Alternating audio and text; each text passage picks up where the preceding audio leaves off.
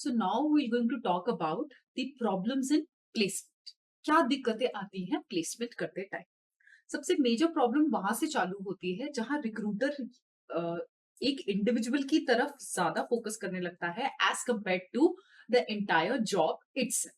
अब जो ये individual often the individual does not work independent of the other person. कोई भी इंडिविजुअल दूसरे लोगों से अलग होके काम नहीं कर सकता, बिकॉज किसी भी ऑर्गेनाइजेशन में लोग मिलजुल के ही काम करते हैं, है ना। एक दूसरे के ऊपर किसी ना किसी तरीके से डिपेंडेंस रहती है। लेकिन थोड़ा सा और समझने की कोशिश करते हैं।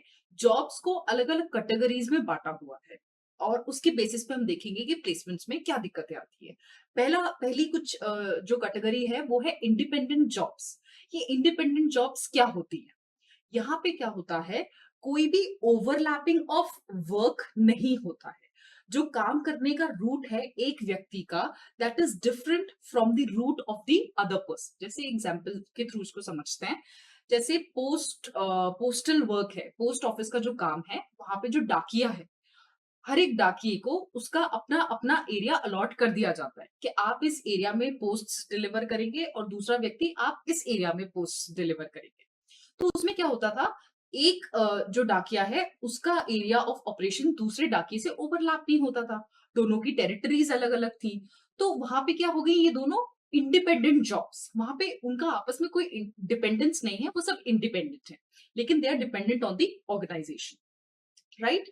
तो क्या होता था, यहाँ पे इंडिपेंडेंट जॉब्स इतनी ज्यादा प्रॉब्लम कॉज नहीं करती थी प्लेसमेंट में। Each employee has to be evaluated. यहाँ पे इवेल्युएशन कैसे होता था, हर एक एम्प्लॉय की कैपेबिलिटी और उसके इंटरेस्ट के हिसाब से होता था।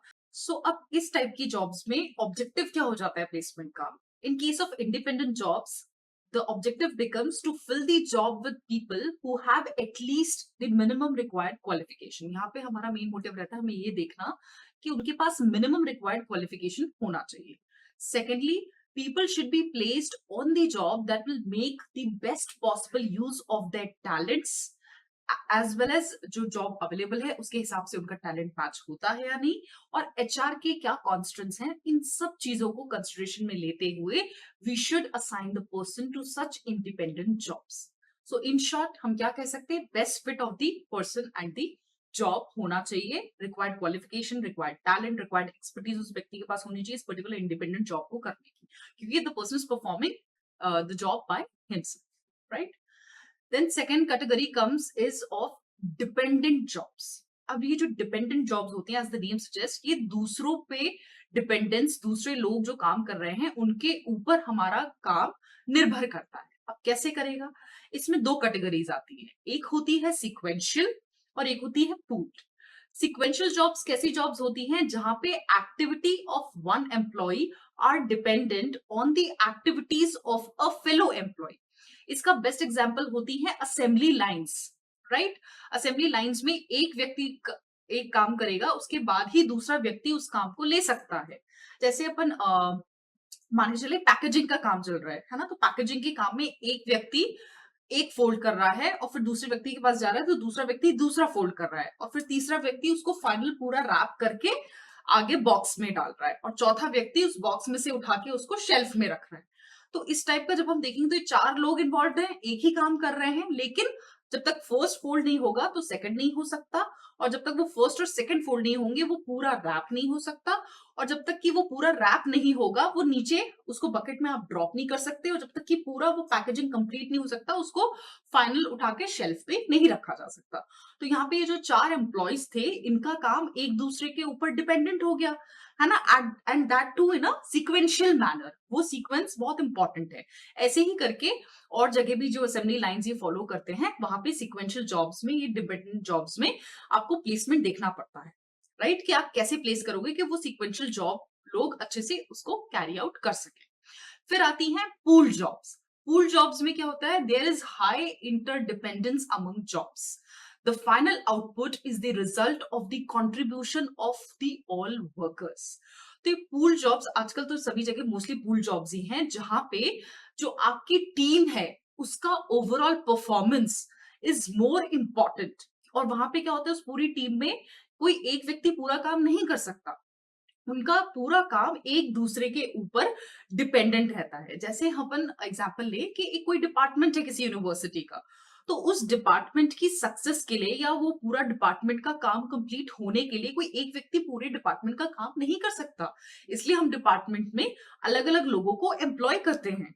तो जो टीचर्स हैं वो पढ़ाने का काम करेंगे, एक एडमिनिस्ट्रेटिव स्टाफ रहेगा वो अपना एडमिनिस्ट्रेटिव काम करेगा, प्यून रहेगा जिसका काम रहेगा एक जगह से फाइल्स को या स्टेशनरी को एक जगह से दूसरी जगह रखना। तो सब अपना जो मेड्स है उनका काम रहेगा क्लीनिंग ऑफ द ऑफिस। तो हर व्यक्ति का अपना काम होता है तभी जाके वो पूरा डिपार्टमेंट रन कर सकता है। हेड ऑफ द डिपार्टमेंट रहेगा जो पूरा एडमिनिस्ट्रेशन करेगा डिपार्टमेंट का। तो किसी भी डिपार्टमेंट को रन करने के लिए हर एक एम्प्लॉय का कंट्रीब्यूशन इंपॉर्टेंट होता है और वहां पे सबका काम एक दूसरे के ऊपर इंटरडिपेंडेंट रहता है। सो इन पूल जॉब्स में भी हमको ध्यान रखना पड़ेगा कि हम प्लेसमेंट एम्प्लॉय का कैसे कर रहे हैं। वो उस ग्रुप में जिस ग्रुप में हम उसको असाइन कर रहे हैं, जिस टीम में हम उसको असाइन कर रहे हैं, क्या वो उस टीम में सबके साथ मिलजुल के फंक्शन कर सकेगा या नहीं कर सकेगा। सो ये सारी चीजों का ध्यान हमको इस टाइप की जॉब्स में रखना पड़ता है और इन्हीं सब चीजों को लेकर प्रॉब्लम भी क्रिएट होती है। वो एडजस्ट नहीं कर पाया, वो दूसरों के साथ अच्छे से कोऑर्डिनेट नहीं कर पाया, तो प्रॉब्लम स्टार्ट्स अराइजिंग। फिर नेक्स्ट प्रॉब्लम क्या हो सकती है प्लेसमेंट में, दैट इज एम्प्लॉइज एक्सपेक्टेशन। कोई भी एम्प्लॉय जब किसी ऑर्गेनाइजेशन को ज्वाइन करता है, सो ही और she comes up with certain expectations कि भाई मुझे ये प्रोफाइल मिली है तो मुझे इतनी सैलरी होगी मेरी, मैं यहाँ पे इस तरीके का कुछ मेरा बैठने का एरिया होगा, मुझे इस टाइप की वर्किंग कंडीशंस प्रोवाइड करी जाएंगी और एक्सेट्रा एक्सेट्रा एक्सेट्रा। लेकिन जो उसने सोचा है और जो उसको वहां जाके मिला, तो और अगर वो दोनों में मिसमैच रहता है, सो कहीं ना कहीं उसको लगने लगता है मैंने गलत ऑर्गेनाइजेशन ज्वाइन कर ली, शायद I am not at the right place. तो वहां पे प्लेसमेंट प्रॉब्लम्स अराइज होने लगती है, wherein you have to see to it कि आपके एम्प्लॉय के एक्सपेक्टेशन और जो आपकी ऑर्गेनाइजेशन का एक्सपेक्टेशन है वो दोनों मैचअप होने चाहिए in placement. Then comes technological changes. Now in today's time we know कि technology is changing very fast और जो एम्प्लॉयज जो बहुत पहले से काम कर रहे हैं, टेक्नोलॉजिकल चेंज होने की वजह से हो सकता है जो वो काम करते आज तक आ रहे हैं और जिस प्रोसेस के थ्रू वो काम करते हुए आ रहे हैं, उस प्रोसेस में कुछ चेंज आए और जो चेंज आ रहा है उससे वो एक्विंट नहीं हो पाए या उसको ग्रास्प नहीं कर पाए या सीख नहीं पाए या सीख के इम्प्लीमेंट करने में वो रेजिस्टेंस शो करे, तो वहां पे आपकी फिर से प्लेसमेंट प्रॉब्लम्स अराइज होने लगती है। जैसे अपन बात करें, कंप्यूटराइजेशन होना जब स्टार्ट हुआ, पहले सारा काम पेन और पेपर का होता था, लेकिन धीरे धीरे करके जब कंप्यूटराइजेशन प्रोसेस स्टार्ट हुआ तो सारी चीजें ऑनलाइन जाने लग गई। हम पहले जो रजिस्टर्स में टेबल्स बनाते थे, they got converted in the form of MS Excel, Excel sheets में। जो पहले वर्बली काम होता था वो जो कम्युनिकेशन पहले वर्बल या लेटर्स के थ्रू होता था, वो ईमेल्स के थ्रू होने लगा। तो क्या था, वो टेक्नोलॉजी का अडेप्टेशन जो पुराने लोग थे उनके लिए कर पाना थोड़ा सा डिफिकल्ट हुआ।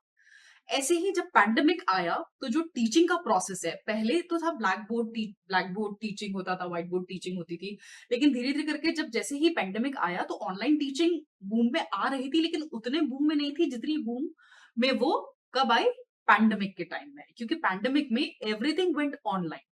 तो टेक्नोलॉजी से आपको डील करना है, तो बहुत सारे टीचर्स थे जिन्होंने ये प्रॉब्लम फेस करी कि वो टेक्नोलॉजी के साथ डील करना, ऑनलाइन क्लासेस लेना, किस बटन को दबाने से क्या होता है। कई बार बच्चों से पूछते थे, कई बार बच्चे बताते थे कि मैम वो आपका कैमरा नहीं दिख रहा, आप स्क्रीन पे नहीं दिख रहे हो, आपकी पीपीटीज नहीं शो हो रही हैं या मिसमैच है। तो ये कुछ कुछ प्रॉब्लम्स थी जो उन्होंने उस टाइम फेस की, लेकिन धीरे धीरे करके वो लोग इस चेंज में ढलने लग गए। तो जो ढल जाएगा उसके लिए आसान हो जाएगा, पर जो नहीं ढल पाएगा वो मिसप्लेस हो जाएगा, राइट। सो ये कुछ टेक्नोलॉजिकल चेंजेस हैं जो कि कंट्रीब्यूट करते हैं in in problems of the placement. Placement करते टाइम जो प्रॉब्लम्स आती है उसमें एक ये भी फैक्टर कंट्रीब्यूटिंग फैक्टर रहता है। फिर आता है changes in the organisational structure. अब क्या होती है, हम सुनते रहते हैं कि कंपनीज के मर्जर हो रहे हैं, एक्विजिशन हो रहा है, डाउन साइजिंग हो रही है, ले ऑफ हो रहा है। तो इससे क्या होता है, जब लोगों को निकाला जाता है या बहुत ज्यादा लोगों को एक साथ रखा जाता है ऑर्गेनाइजेशन में, तो चेंजेस आते हैं ऑर्गेनाइजेशनल स्ट्रक्चर में। जब दो बड़ी कंपनीज मिलके एक हो जाती हैं या दो बड़ी कंपनीज मिलके साथ में एक साथ काम करने लगती हैं, या एक बड़ी कंपनी एक छोटी कंपनी को एक्वायर कर लेती है, तो ये स्ट्रक्चर में चेंज तो हो गई होगा, राइट। तो जब नया एडमिनिस्ट्रेशन आ जाता है, जब नए प्रोसेसेस आ जाते हैं, जब सारे terms and conditions, rules and regulations नए नए बनने लगते हैं, तो प्रॉब्लम आने लगती है। कहीं ना कहीं जो काम आप पहले से कर रहे हो, जिस तरीके से कर रहे हो, उसमें चेंज आ जाता है, आपसे एक्सपेक्टेशन चेंज हो जाती है, तो कुछ एम्प्लॉयज मिसप्लेस फील करने लगते हैं एंड दे कई तो ऑर्गेनाइजेशन इनफैक्ट छोड़ भी देते हैं क्योंकि वो अपने आप को नए सेटअप में फिट इन नहीं मानते। तो ये भी एक फैक्टर है जो कि कंट्रीब्यूट करता है in the problems while placements, right. ये तो हमने देखिए क्या क्या प्रॉब्लम्स अराइज हो सकती है प्लेसमेंट के टाइम में। अब हम देखेंगे बेनिफिट्स। बेनिफिट्स तो अब आप लोग खुद ही बता सकते हो, अपन ने डिस्कशन कर लिया है कि बेनिफिट क्या होगा प्लेसमेंट का। Obviously the first is it improves the morale of the employees. ये एम्प्लॉइज का मोरल इम्प्रूव करेगा अगर उसे सही जॉब मिली है, तो जो जॉब वो चाहता था, जो उसकी एक्सपेक्टेशन थी, उसे वो जॉब मिल गई है, तो ये उसके मोरल को बूस्ट अप करेगा। बिकॉज कोई भी एम्प्लॉय जो चाहता है उसे वो मिल जाता है, तो खुशी खुशी से उस जगह काम करने को तैयार हो जाता है।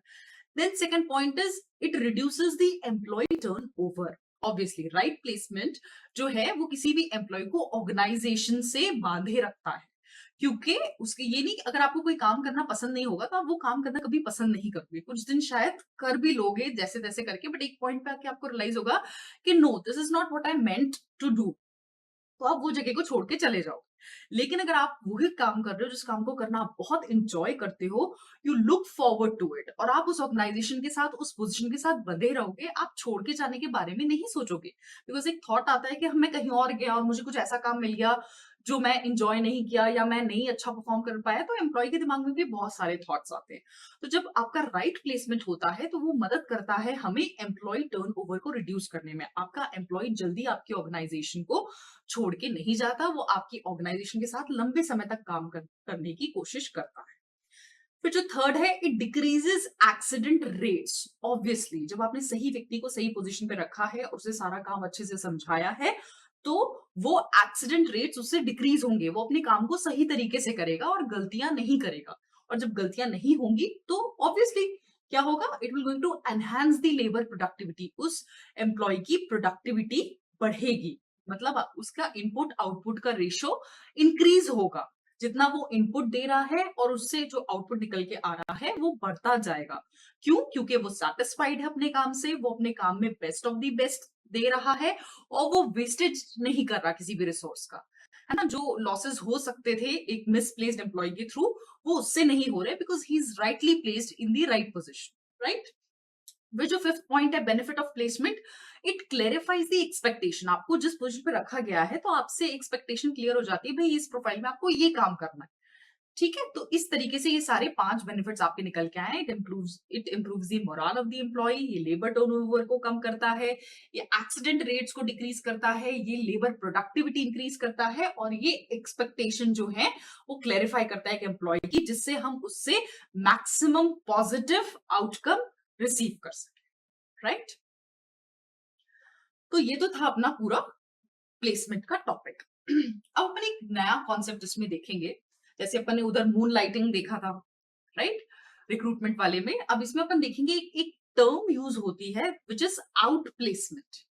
ये आउट प्लेसमेंट क्या होता है? अभी तो हमने देखा कि प्लेसमेंट क्या होता है। अब ये आउट प्लेसमेंट वर्ड क्या है? ऐसा नाम से ऐसा लग रहा है कि प्लेसमेंट का उल्टा आउट प्लेसमेंट होगा। अब कैसे इनका लिंकेज है वो समझेंगे, लेकिन पहले अपन थोड़ी सी हिस्ट्री जानते हैं इस वर्ड की।